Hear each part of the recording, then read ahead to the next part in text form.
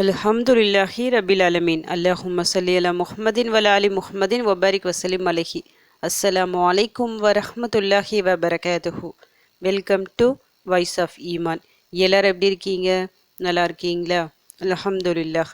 அல்லாஹ் சுப்ஹானஹு வ தஆலா உங்களுக்கு நீண்ட ஆயுளையும் ஆரோக்கியத்தையும் வழங்க வேண்டும் என்று துவா செஞ்சு ஆரம்பிக்கிறேன். ரஜப் மாதம் முடிந்து ஷஅபான் பிறை பிறந்துவிட்டது. அல்ஹம்துலில்லாஹ். இந்த மாதத்தில் ஓத வேண்டிய துவா, செய்ய வேண்டிய அமல்கள், இதை பற்றி இன்றைக்கி நம்ம வீடியோவில் பார்க்கலாம். பொதுவாக ரஜப் மாதத்தை பொறுத்த வரைக்கும் புனித மாதம் சொல்லிட்டு கண்ணியப்படுத்தியிருப்போம். ஏன்னா அல்லாஹ் சிறப்பிச்சு சொல்லியிருக்கிறான்ல, அதனால் நிறைய பேர் நிறைய அமல்களை செஞ்சுருப்பீங்க, நிறைய தௌபாக்களை கேட்டிருப்பீங்க. ரஜப்க்கு பிறகு வரக்கூடிய மாதம் ஷஅபான், ஷஅபானுக்கு பிறகு வரக்கூடிய மாதம் ரமதான் மாதம். ரஜப் மற்றும் ரமதான் மாதம் இந்த ரெண்டுமே முக்கியமான மாதங்கள். அதனால் நிறைய நாம் அமல்களை செய்வோம். ஆனால் இந்த ரெண்டுத்துக்கும் நடுவில் இருக்கிற ஷஅபான் மாதத்தில் நிறைய பேர் விட்டுடுவாங்க. ஷஅபான் மாதத்தை பொறுத்த வரைக்கும் என்ன நினச்சிப்பாங்கன்னா, அடுத்து ரமதான் வரப்போகுது சொல்லிட்டு வீடை க்ளீன் பண்ணுறது அந்த மாதிரி வேலைகளை செய்வாங்களே தவிர அமல்களை செய்வதை விட்டுடுவாங்க. ஷஅபான் மாதத்தை நாம் எப்படி பயன்படுத்திக்கணும்னா, ரமதான் மாதத்துக்கு ஒரு முன்னேற்பாடுனா வீட்டு வேலைகள் இல்லை, ஒரு ஆன்மீக ரீதியாக திக்ருகள் எடுப்பது, நோன்புகள் வைப்பது, குரான் ஓதுவது சொல்லிட்டு ஸ்டார்ட் பண்ணிக்கணும். அப்போ ரமதான் மாதத்தில் இன்னும் அதிகமாக நம்மளால் அமல்களை செய்ய முடியும். நபி ஸல்லல்லாஹு அலைஹி வஸல்லம் அவர்கள் இந்த மாதத்தில் என்ன செஞ்சாங்க? நபி அவர்களே சொல்லியிருக்கிறாங்க. மக்கள் என்ன செய்கிறாங்கன்னா, இந்த ரஜபுக்கும் ரமதானுக்கும் இடைப்பட்ட இந்த ஷஅபான் மாதத்தில் விட்டுடுறாங்க, கவனமாக இருக்கிறதில்ல அப்படி சொல்லியிருக்கிறாங்க. நபி அவர்கள் என்னதான் இந்த மாதத்தில் அமல்கள் செஞ்சுருக்காங்கன்னா, நிறைய நோன்புகளை வச்சுருக்காங்களாம். ஆயிஷா ரதியல்லாஹு அன்ஹா அவங்க சொல்லியிருக்கிற மாதிரி ஒரு ஹதீஸ் வந்திருக்கு. ரமதான் மாதத்துக்கு பிறகு நபி ஸல்லல்லாஹு அலைஹி வஸல்லம் அவர்கள் இந்த ஷஅபான் மாதத்தில் தான் அதிகமாக நோன்புகளை வைத்துள்ளார்கள். நோன்பு விடுவாங்களா அப்படின்னு சொல்கிற அளவுக்கு வச்சுக்கிட்டே இருப்பாங்களாம். அந்த அளவுக்கு அதிகமாக நோன்பு நோற்றுள்ள ஒரு மாதம் தான் இந்த ஷஅபான் மாதம். அப்போது நபி ஸல்லல்லாஹு அலைஹி வஸல்லம் அவர்கள் ஒரு மாதத்தில், இந்த மாதத்தில் ஒரு அமலை செஞ்சாங்கன்னா அது நோன்பு தான். சஹாபாக்கள்லாம் இதை பார்க்குறாங்கள, அவங்க பார்த்து கேட்குறாங்க, நீங்கள் மற்ற மாதங்களை விட இந்த ஷஅபான் மாதத்தில் மட்டும் அதிகமாக நோன்பு வைக்கிறீங்களே, இதற்கு என்ன காரணம் அப்படி கேட்டபோது நபி ஸல்லல்லாஹு அலைஹி வஸல்லம் அவங்க என்ன சொல்கிறாங்கன்னா, இந்த ஒரு மாதத்தில் தான் நம்முடைய அமல்கள் எல்லாம் அல்லாஹ்விடத்தில் எடுத்து காட்டப்படும், அதாவது உயர்த்தப்படுமா. நான் நோன்பு நோற்ற நிலையில் என்னுடைய அமல்கள் எடுத்து காட்டப்படுவதை விரும்புகிறேன் அப்படின்னு சொல்லிட்டு இந்த மாதத்தில் அதிகமாக அவர்கள் நோன்பு வைத்துள்ளார்கள். அப்போ ஷஅபான் மாதத்தை பற்றி தெரிஞ்சுக்கிங்க. நாம் எவ்வளோ கஷ்டப்பட்டு ஒவ்வொரு அமல்களும் செய்கிறோம், அந்த அமல்களை அல்லாஹ் ஏற்றுக்கொண்டனா இல்லையா சொல்லிட்டு நமக்கு தெரியவே தெரியாது. அப்படிப்பட்ட அமல்களை இந்த ஒரு மாதத்தில் தான் உயர்த்தப்படும். நம்முடைய அமல்கள் உயர்த்தப்படும் போது அது எல்லாமே கரெக்டாக அல்லாஹ்விடம் போய் சேரணும். எல்லாமே ஃபுல்லாக சரியாக நமக்கு கிடைக்கணும். முழு பலன் நமக்கு கிடைக்கணும்னா நாமும் அதிகமாக நோன்புகளை நோற்று அதுக்கேற்ற மாதிரி துவா செய்யணும். நோன்பு நோற்பதுனா என்ன நோன்புகள்லாம் நோக்கலாம் அப்படின்னு கேட்டிங்கன்னா, ஒவ்வொரு வாரம் வரக்கூடிய திங்கக்கிழமை நீங்கள் நோன்பு வைக்கலாம், வியாழக்கிழமை நோன்பு வைக்கலாம். இது எல்லாமே சுன்னாதான். அதுபோல் பிறை 13, 14, 15 இந்த 3 நோன்புகளை நீங்கள் நோக்கலாம். அப்புறம் பெண்களாக இருந்தால் போன ரமதானில் விடுபட்ட நோன்புகள் எல்லாம் இருக்கும் பார்த்தீங்களா, அந்த விடுபட்ட நோன்புகளை எல்லாம் இந்த ஷஅபான் மாதத்தில் தாராளமாக நம்ம நோக்கலாம். அப்படி நோக்கும்போது திங்கக்கிழமை, வியாழக்கிழமை சொல்லிட்டு செலக்ட் பண்ணி நீங்கள் நோன்பு நோக்கும்போது அந்த விடுபட்ட நோன்பு நோற்ற அந்த நன்மையும் உங்களுக்கு கிடைக்கும், சுன்னாவை கடைபிடித்த நன்மையும் நமக்கு கிடைக்கும்.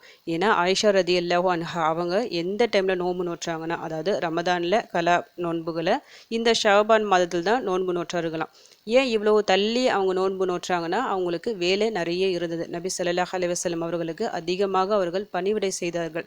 அதன் காரணமாக ஃபுல்லாக லேட்டாக நோற்கிற மாதிரி ஆயிடுச்சு. அதனால் நாமளும் அதே போல் லேட்டாக தான் நோற்கணுமா அப்படின்னு இல்லை. எவ்வளோ சீக்கிரம் நம்ம கலா நோன்புகளை கலா செய்யணுமோ அவ்வளோ சீக்கிரம் கலா செஞ்சிடணும். இருந்தாலும் கலா செய்யாதவர்கள் இந்த ஷஅபான் மாதத்தை பயன்படுத்தி கொள்ளலாம். பிறகு நான் ஒரு துவாவை சொல்கிறேன். இந்த ஷஅபான் மாதம் முழுவதும் அந்த துவாவை ஓதுற மாதிரி பார்த்துக்குங்க. இந்த துவா இல்லாமல் உங்கள் ஒரு நாளும் இருக்கக்கூடாது. அந்த மாதிரி உங்களுடைய ஒவ்வொரு துவாவிலையும் இந்த துவா இருக்கணும். ஏன்னா மிக சிறந்த ஒரு துவா.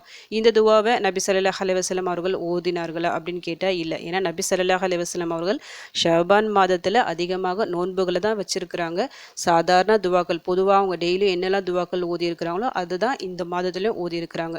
இந்த துவாவை நான் சொல்ல காரணம், இந்த துவாவோட பொருள் அப்படி. ஏன்னா நாம் எல்லாரும் நிச்சயமாக ஒரு விஷயத்துக்காக துவா செய்யணும். அது இந்த ஒரு துவாவில் கரெக்டாக நமக்கு பொருந்தும்படியாக இருக்கிறது. அதனால் நான் துவா சொல்லிடுறேன், பிறகு எக்ஸ்பிளைன் பண்ணுறேன். இப்போ அந்த துவா என்ன சொல்லிட்டு ஓதி காமிக்கிறேன். اللهم سلمني إلى رمضان وسلم لي رمضان وتسلمه مني متقبلا. اللهم سلمني إلى رمضان وسلم لي رمضان وتسلمه مني متقبلا.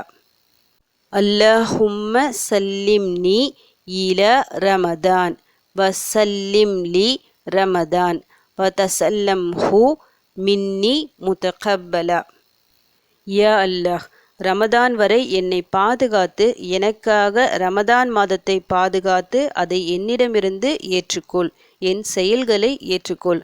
ரமதான் மாதத்தை பொறுத்த வரைக்கும் மிக மிக பாக்கியம் மிகுந்த சிறப்பான ஒரு மாதம்.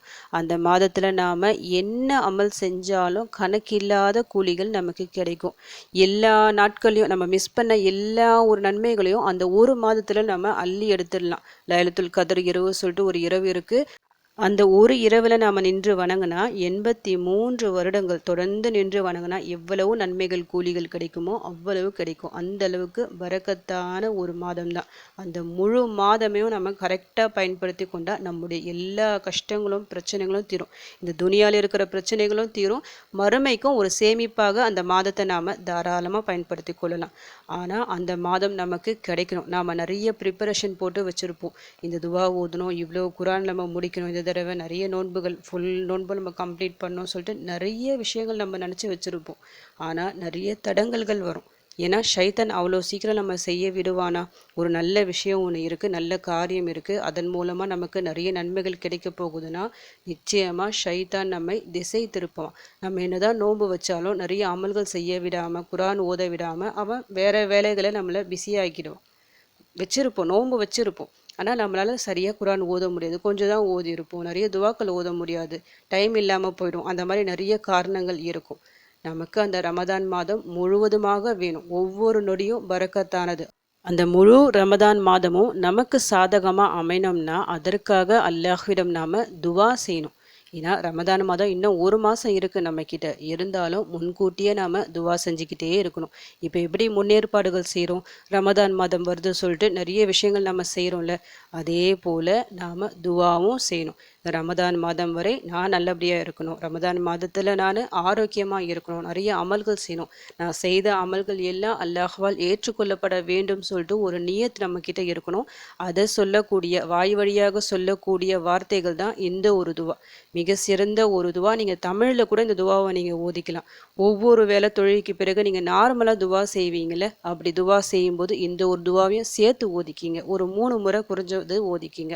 அதிகபட்சமாக நீங்கள் நார்மலாக ஓதிக்கொண்டே இருங்க. ஏன்னா நமக்கு தெரியும்ல இது என்ன துவா, எதுக்காக நம்ம ஓதுறோம் சொல்லிட்டு அல்லாஹிடம் இதை பற்றி கேட்டுக்கிட்டே இருங்க. தொடர்ந்து நாம் கேட்டுக்கொண்டே இருக்கும்போது நிச்சயமாக அல்லாஹ் பார்ப்பான், என்னுடைய அடியான் எவ்வளவு ஆர்வமாக இருக்கின்றான் வரக்கூடிய அந்த ரமதான் மாதத்திற்காக.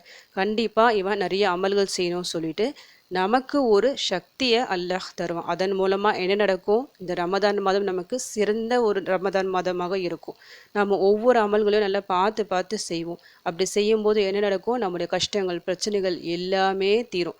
வீட்டில் எவ்வளோ ஒரு கஷ்டங்கள் பிரச்சனைகள் முசீபத்துகள் இருந்தாலும் அந்த ஒரு மாதத்தில் எல்லாமே விளங்கும். கோடிக்கணக்கான நன்மைகளை சில நொடிகளில் ஈஸியாக நம்மால் சம்பாதிக்க முடியும். அதற்கு அல்லாஹ்வின் நாட்டம் தேவை. அதற்கு உதவக்கூடிய சிறந்த ஒரு துவா தான் இது. அதனால் இந்த துவாவை இன்று முதல் ஓத ஆரம்பிங்க, கணக்கில்லாமல் ஓத ஆரம்பிங்க. இன்ஷா அல்லாஹ் வரக்கூடிய ரமதான் மாதம் நம் அனைவருக்கும் சிறந்த மாதமாக அமையும். நம்முடைய அனைவரின் கஷ்டங்களை தீர்க்கக்கூடிய மாதமாக அந்த மாதம் அமையும் இன்ஷா அல்லாஹ். அல்ஹம்துலில்லாஹ். இந்த வீடியோ உங்கள் எல்லாருக்கும் யூஸ்ஃபுல்லாக இருந்திருக்கும்னு நினைக்கிறேன். நீங்கள் தெரிஞ்ச இந்த விஷயத்தை மற்றவங்களுக்கும் எத்தி வைங்க. இதன் மூலம் அவர்களும் பலனடையலாம் இன்ஷா அல்லாஹ். அடுத்த பதிவில் சந்திக்கலாம். ஜஸக்கல்லாஹு கைரன் கசீரா. அஸ்ஸலாமு அலைக்கும் வரஹ்மத்துல்லாஹி வபரகாத்துஹு.